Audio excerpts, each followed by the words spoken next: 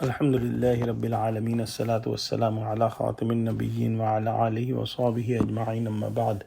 فأعوذ بالله من الشيطان الرجيم بسم الله الرحمن الرحيم. قال الله تعالى في سورة الأنعام: وهو الذي أنشأ جنات معروشات وغير معروشات والنخل والزرع مختلفا أكله والزيتون والرمان متشابها وغير متشابه كلوا من ثمره إذا أثمر وآتوا حقه يوم حصاده ولا تسرفوا إنه لا يحب المسرفين.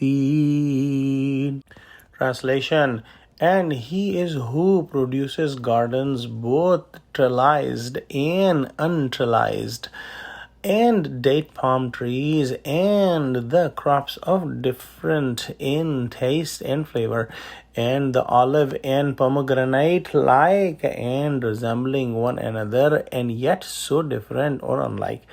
Eat their fruit in fruity season, and pay his dues usher on the harvest day, and do not be extravagant nor wasteful. Surely Allah does not like the extravagant and wasteful. In the previous ayahs, we studied that the mushrikeen in Makkah made some rules and some things in the deen by themselves, and they used to practice those things. For example, they would not eat certain animals or certain fruits or crops.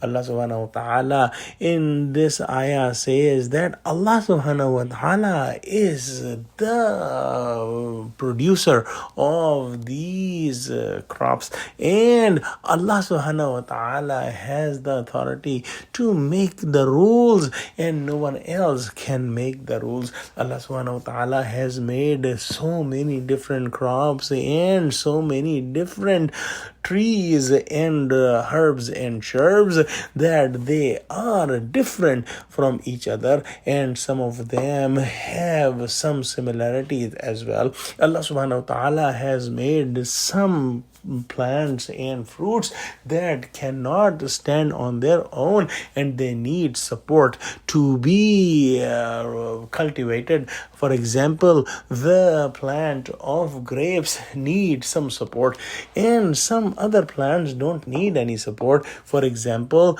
the date palm tree and the tree of the mango, that they have a strong stem and they raise from the ground towards the sky. Some other fruits and vegetables, for example, the watermelon and melon, spread on the surface of the earth, and they do not need any extra support, but they are unable to go and grow like a tree. So these things are created by Allah subhanahu wa ta'ala, and these things are for the benefit of humans, and these things are not haram.